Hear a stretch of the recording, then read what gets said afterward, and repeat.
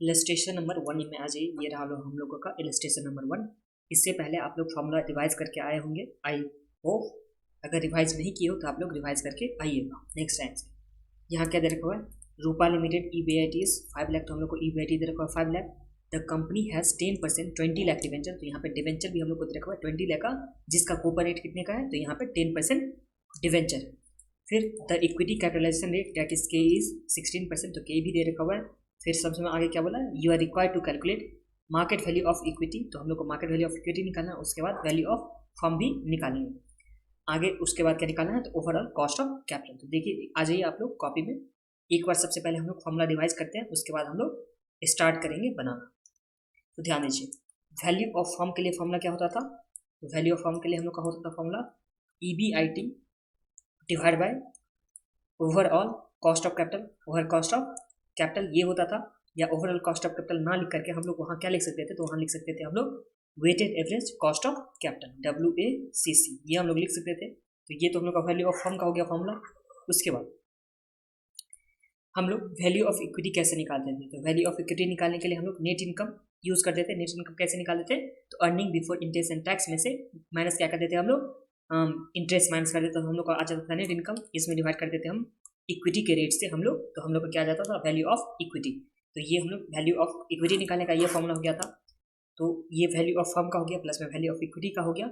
जो value of firm था इसका एक्सटेंडेड अगर फॉर्मेट में हम लोग जाएंगे, तो यहाँ पे ओवरऑल कॉस्ट ऑफ कैपिटल इसी से निकाले, ओवरऑल कॉस्ट ऑफ कैपिटल मतलब ये वाले इज इक्वल टू हम लोग लिख सकते थे EBIT divide by value of firm, ये तो हम लोग लिख सकते थे। तो ये हम लोग का फॉर्मूला एक और हो गया था। और उसके बाद क्या दे रखा हुआ था हम लोग के पास, net operating net income approach में क्या दे रखा हुआ था फॉर्मूला, तो नेट इनकम अप्रोच में यही दे रखा हुआ था जो आप लोग को यहाँ पर मैंने मार्किंग करवाया था। वैल्यू ऑफ फर्म के लिए सबसे पहले वैल्यू ऑफ इक्विटी होता है, प्लस में वैल्यू ऑफ डेब्ट होता है।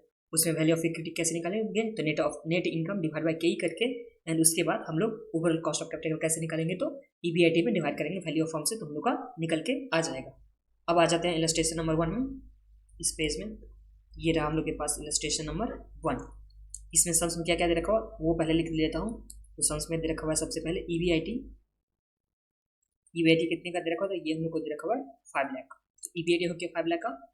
इसके बाद क्या दे रखा होता है, इसके बाद हम लोग के पास 10% ये दे रखा हुआ है 10% डिवेंचर जो 20 लाख का है, तो यहाँ लिख देता हूँ 10% डिवेंचर जो कितने का है 20 लाख का। ये रहा 10% डिवेंचर जो हो गया हम लोग के पास 20 लाख का। उसके बाद हम लोग के पास है के कितना है 16%, और के को हम लोग क्या बोलते थे, कॉस्ट ऑफ इक्विटी जो है 16%। और तो कुछ नहीं दे रखा है ना, इससे हम लोग को निकालना है मार्केट वैल्यू ऑफ इक्विटी, उसके बाद निकालना है वैल्यू ऑफ फर्म। चलिए स्टार्ट हो जाइए। सबसे पहले हम लोग क्या करेंगे, EBIT लिखेंगे। जो EBIT कितना दे रखा हुआ है यहाँ पे, तो interest earning before interest and tax, ये तो हम लोग का 5 लाख का दे रखा हुआ, तो यहाँ पे हम लोग लिख देंगे 5 लाख। तो ये आ गया सबसे पहले। अब इसमें से हम लोग को क्या माइनस करना होगा, तो यहाँ पे हम लोग को इसमें से माइनस करना होगा इंटरेस्ट, जो डिवेंचर का इंटरेस्ट है वो हम लोग माइनस करेंगे। ये कितना आ जाएगा, तो ये 20 लाख का डिवेंचर, और इस 20 लाख में इसका कूपन रेट कितना देखो 10%, तो 20 लाख का 10% कितना आ गया, तो ये 2 लाख हम लोग का क्या आ गया, इंटरेस्ट आ गया। तो यहाँ पे नेट इनकम कितना आ जाएगा, तो नेट इनकम हम लोग का आ जाएगा इस केस में 2 लाख माइनस करने के बाद ये आ जाएगा नेट इनकम हम लोग का 3 लाख। यहाँ तक तो आप लोग को समझने में कोई प्रॉब्लम नहीं होगा। नेट इनकम निकाल लेते हैं हम। तो देखिए सबसे पहले EBIT उसमें से माइनस इंटरेस्ट करिए, तो हम लोग का क्या आ जाएगा नेट इनकम आ गया। और नेट इनकम को अगर हम लोग के से डिवाइड करेंगे तो हम लोग को वैल्यू ऑफ इक्विटी आ जाएगा ना। चलिए वैल्यू ऑफ इक्विटी निकालते हैं। तो वैल्यू ऑफ इक्विटी का फॉर्मूला हम लोग का होता था नेट इनकम डिवाइड बाई के, और नेट इनकम हम लोग को कितना निकल के आया 3 लाख, और इसमें कॉस्ट ऑफ इक्विटी कितना परसेंट है 16%, तो डिवाइड बाय 16%, और ये करने के बाद हम लोग को कितना निकल के आ जाएगा वैल्यू ऑफ इक्विटी, तो 3 लाख डिवाइड बाय 16%, तो 18,75,000 वैल्यू ऑफ इक्विटी निकल के आ गया। अब वैल्यू ऑफ फर्म के लिए फॉर्मूला क्या होता था, तो वैल्यू ऑफ फर्म के लिए होता था वैल्यू ऑफ इक्विटी और वैल्यू ऑफ डेब्ट, यही फॉर्मूला होता था ना। अब वैल्यू ऑफ इक्विटी हम लोग को कितना आ गया 18,75,000, और वैल्यू ऑफ डेब्ट हम लोग को कितना दे रखा है में, तो 20 लाख का दे रखा हुआ है डेब्ट। तो यहाँ पे 20 लाख यहाँ ऐड हो जाएगा। इस तरह से ऐड करने के बाद हम लोग का आ जाएगा प्लस 20 लाख, तो ये आ गया 38,75,000 जो आ गया हम लोग का value of firm. Value of firm कितना आ गया 38,75,000। अब वैल्यू ऑफ फर्म भी आ गया, वैल्यू ऑफ इक्विटी भी हम लोग का आ गया जो आंसर में रिक्वायर्ड था। ये तो हम लोग का फर्स्ट पार्ट हो गया। अब सेकेंड पार्ट में देखिए, सेकेंड पार्ट में हम लोग को क्या निकालना था। तो हम लोग के पास वैल्यू ऑफ फर्म है प्लस में, और वैल्यू ऑफ फर्म है, तो इससे हम लोग को क्या निकालना है, ओवरऑल कॉस्ट ऑफ कैपिटल। तो ये रहा हम लोग के पास ओवरऑल कॉस्ट ऑफ कैपिटल। ये कैसे निकालेंगे, तो इसके लिए हम लोग का फॉर्मूला क्या होता था, तो देखिए ओवरऑल कॉस्ट ऑफ कैपिटल, इसके लिए फॉर्मूला क्या था, तो ये था हम लोग का EBIT divide by value of firm था।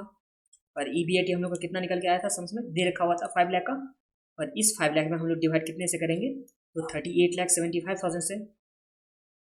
तो 38,75,000 से डिवाइड करने के बाद हम लोग को आ जाएगा overall cost of capital. Overall cost of capital कितना आ गया इस केस में, तो 5 लाख डिवाइड बाय 38,75,000 इंटू 100, तो ये आ जाता है 12.90%।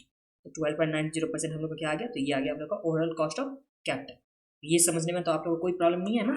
और इसी के साथ हम लोग का ये इलस्ट्रेशन नंबर 1 कंप्लीट हुआ। नेक्स्ट वीडियो में हम लोग नेक्स्ट इलस्ट्रेशन देखने वाले हैं।